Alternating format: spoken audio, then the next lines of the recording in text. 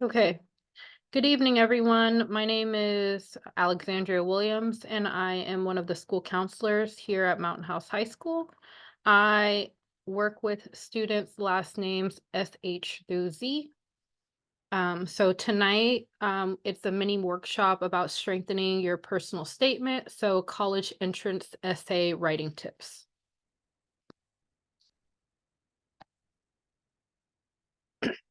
So the agenda for tonight, we're going to talk about different types of college entrance essays. What should you include in your college entrance essay? Tips to start writing, what not to do, so common mistakes, and resources. So types of college entrance essays. So what is the college entrance essay? It's an essay included in your application that admissions counselors use in their holistic admissions process to evaluate you for admissions into their campus. So not all campuses require an essay. The CSU does not. Types of college entrance essays include personal statements, the UC personal insight questions, the Common App essay, Common App supplemental questions. So these are optional essays that are campus specific, and then the coalition essay. And then this recording and presentation will be available for you guys after, so you guys will have access to all the links that we're including in this presentation. So the personal insight questions are for the CSUs, for the UCs, excuse me. And the PIQs are used for clarification and context. So they want you to focus on context, not the style of writing. You don't need a hook or a fancy language for these essays. You want to ensure your responses are focused on you, what is important to you, and why. And why would a stranger need to know this about you? You do not need to restate the question in the essay, since these personal insight questions are only 350 words. You want to utilize the word count to focus on the prompt rather than restating the question. You want to use your own natural voice as if you're talking directly and literally to someone. And this is not creative writing, so avoid repeating information that has already been shared. So writing tips. So you want to start early. The earlier you start, the better you'll feel about your essays. You're going to want to write, you're going to want to write persuasively. So making a list of accomplishments, activities, awards, or work will lessen the impact of your words. Expand on a topic by using specific concrete examples to support the points you want to make. And then you're going to want to use I statements. So you're going to want to talk about yourself so that we can get to know your personality, your talents, your accomplishments, and your potential for success at the UC campus. So using I and my in your responses, we know you're talking about yourself. You're going to want to proofread and edit. So although you will not be evaluated on grammar, spelling, or sentence structure, you should proofread your work and make sure your writing is clear. Grammatical and spelling errors can be distracting to the reader and get in the way of what you're trying to communicate. So just keep in mind that we will have different success sessions during your senior year, and during that time, you'll have the opportunity to meet with a counselor, and we can help with proofreading. We can give you feedback on your essays, and just give you whatever support you need in this writing. You're going to want to get feedback. So like I said, during these success sessions, maybe you have a teacher that is helping you with writing these, maybe one of your parents, anyone can help you and provide you with some feedback. So your answers should reflect your own ideas and be written by you alone, but others, like family, teachers, friends, can offer valuable suggestions. So you can ask for advice from whoever you like, but do not plagiarize from sources in print or online, and do not use anyone else's words, published or unpublished, but your own. So then you're going to copy and paste, because you're going to use probably Google, maybe like a Google Doc to start writing these. And then once you get to the application process, all you'll have to do is copy and paste them. And then relax. This is one of the many pieces of information we consider in reviewing your application. Your responses can only add value to your application, and an admission decision will not be based on this section alone. So when admission counselors are reviewing applications, they're looking at you as a well-rounded student. So they're looking at your grades, possibly test scores, but this is the opportunity that you have to let them know more about you, to to allow them to know you on a personal level. Your transcript doesn't show that. It just shows how good you are as a student in the classroom. But this is another way to allow some of your hard work that you've been doing on campus. Maybe you're in some clubs, maybe you're in leadership, maybe you're a president of a club and you've shown leadership. Maybe you do a lot of community service. All these things they'll look at within this UC application. So what should you include in your entrance essay? So answer the prompt. A lot of students get off track and they don't answer the question that's being asked. That's the main thing. You're going to want to answer the prompt. So show your personality, show them who you are. That could include a personal story, your likes, dislikes, what you're passionate about, what impact you hope to make on the school or in the community. And then your test scores, like I said, your test scores and transcript do not give a full picture of who you are as an individual. So through your experiences, what lessons have you learned? How have you applied those to your daily life, and how will you continue to do so? So these are some of the things you can think about when writing your personal essay and your PIQs. So I just wanted to go over some of the personal insight questions, what they are. You can find these on the UC website, and we'll also provide you with this presentation.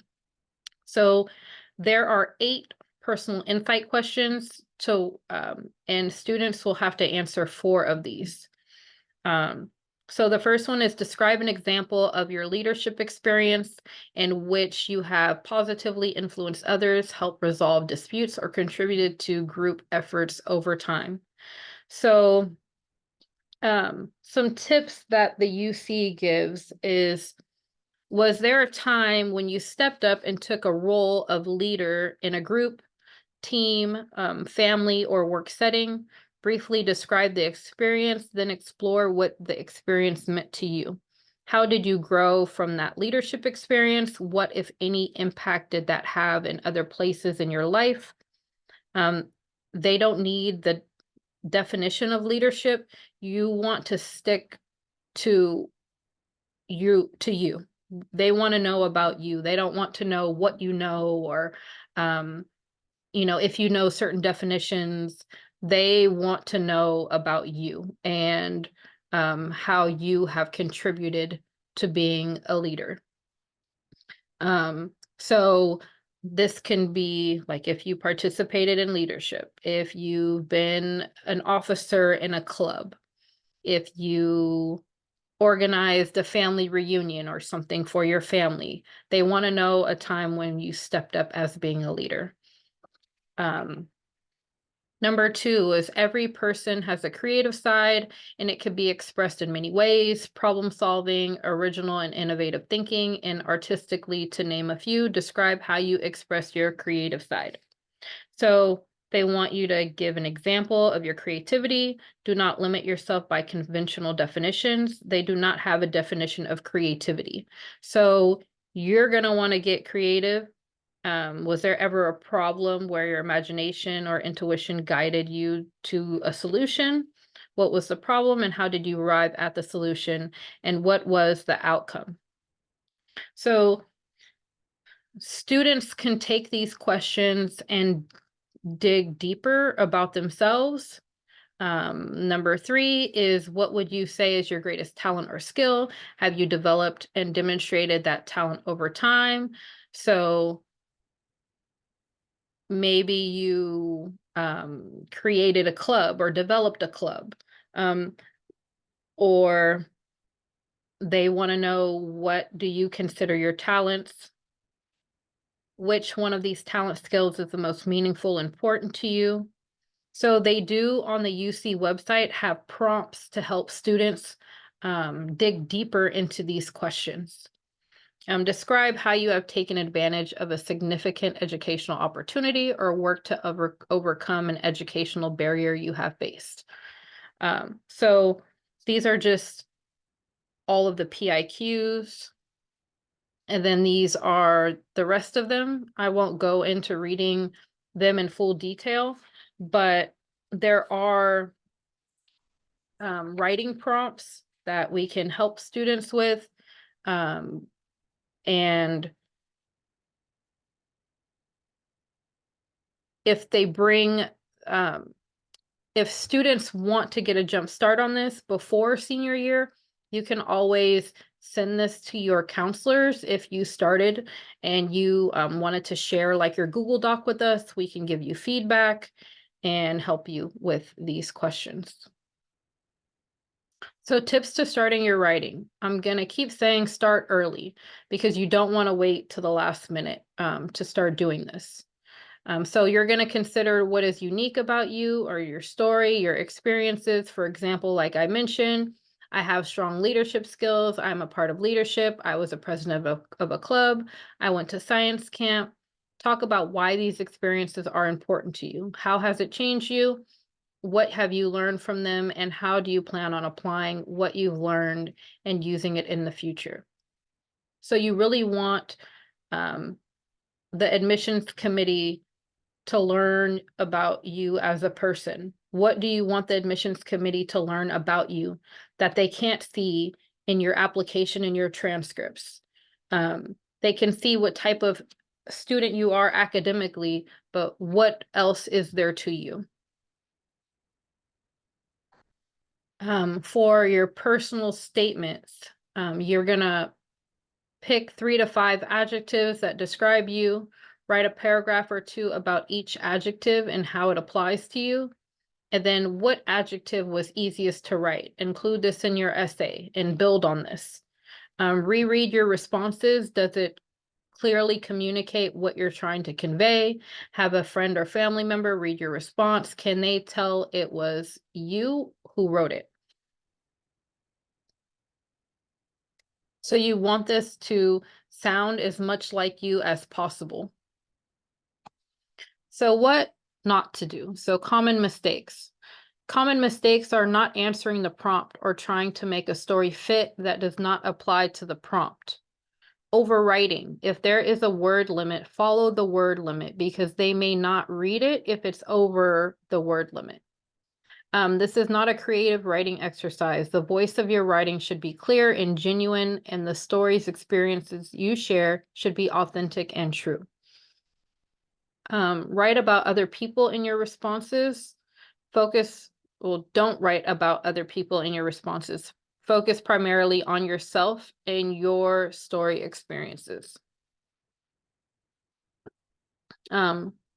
You don't want to talk negatively about peers or teachers, blaming someone else for circumstances. We all have negative experiences. Instead, talk about what was challenging about that experience, what you learned from it, and how you will apply that lesson to the future.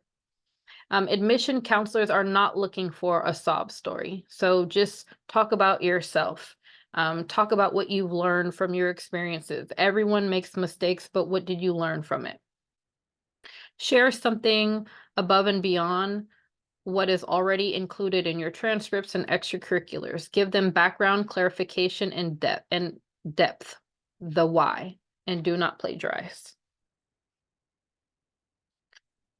So, I know this presentation was a bit on the shorter end. Students have a lot of resources to start writing these PIQs. We do have, I can click some of these links for you so you can see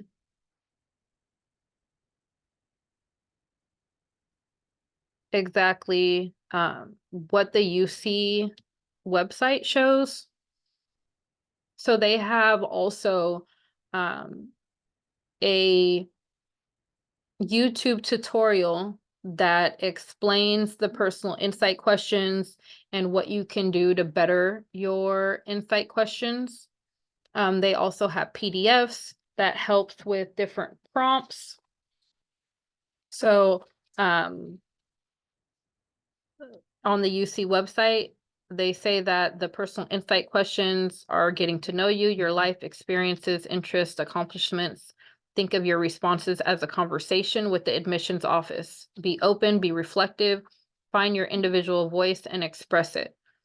So you want to just make sure you're really answering all these prompts. If you need support, you have the counseling department for support. And keep in mind that all questions are equal and all are given equal consideration in the application. So one question isn't more important than the other.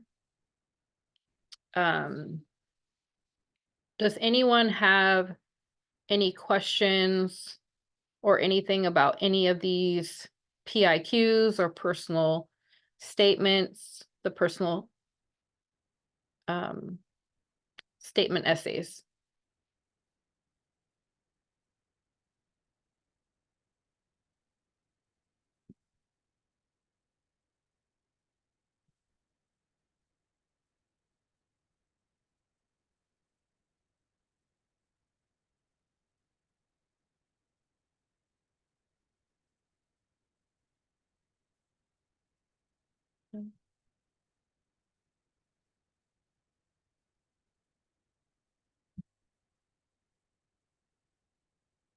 Where do we talk about community activity? So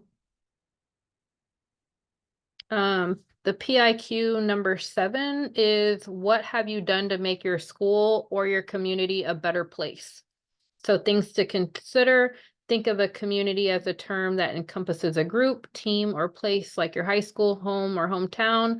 You can define community as you see fit. Just make sure you talk about your role in the community. Was there a problem that you wanted to fix in your community? How early can they start working on essays and PIQs? What is your recommendation? I mean, I don't think it's too early. I mean, I would think like your junior year, maybe the summer of your junior year, you can start writing these. Some students wait until the beginning of their senior year. UC applications and most college applications start opening it up October 1st and they'll close November 30th. So they'll have that time as well to start these PIQs. Next question, is it just one essay for all UC or each UC CSU will need one? So for private and out-of-state colleges, they might need a personal statement essay, which you can focus more like on yourself and what you've done, the things that you want that school to know. The personal statement essay, you don't really have to follow a prompt most times. The UC essays are the students are given 8 prompts and students have to choose 4 of those 8. The CSU, there's no essays for that. So the whole essay needs 350 words, or does one question need 350 words max, not the whole essay? Right. So there's 8 questions. They choose 4 and each of the 4 has to be 350 words or less. What do admission officers start to look at first? Grades or essays? Do they filter out students based on grades and GPAs? Most of the time they look at the transcript first. Because if they don't meet the minimum GPAs, then they won't be considered.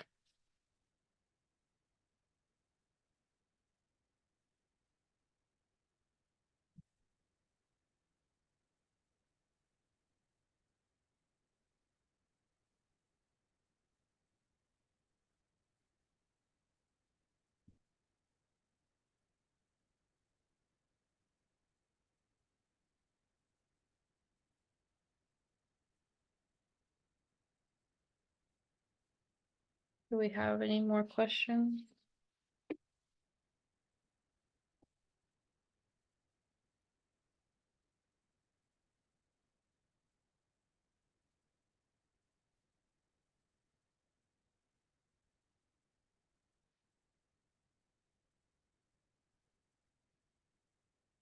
Also within the UC essay, there are 2 additional comment sections, and those sections you can use to provide information that is not anywhere else in the application.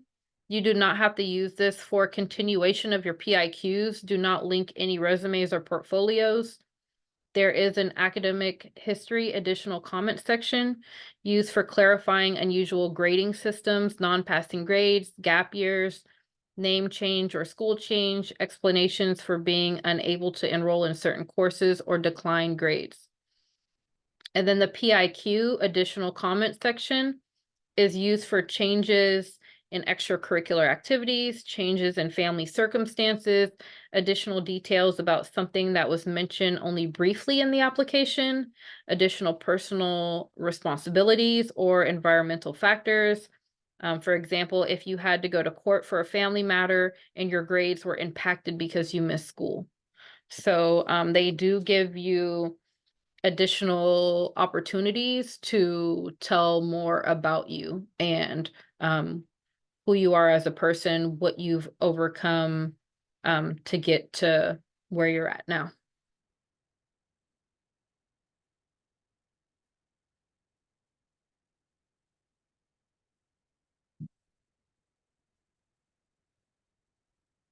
Where can I find this recorded session? We missed a few minutes of this session. So once once all of them have been recorded, they'll be uploaded to our Mountain House Counseling website. So if you go to the Mountain House website and you go to the counseling tab, it will be located under counseling blog, under college workshops.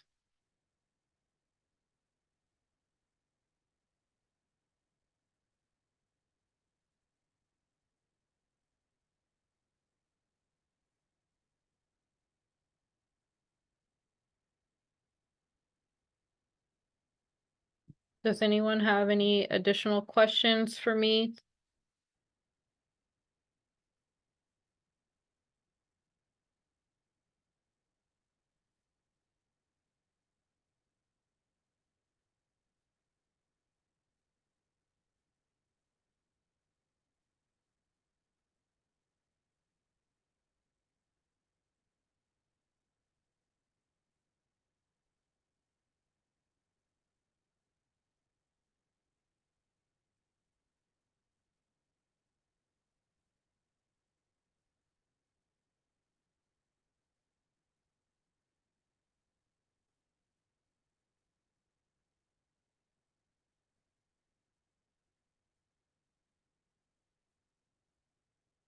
Okay. If anyone doesn't have any additional questions, I have about 5 minutes left. If anyone does have questions, I'll just wait around. And if there are no more questions, then this presentation is concluded. Thank you guys for joining me tonight. I hope that you guys have taken something back or some information back to your students. And I look forward to helping your student for their senior year.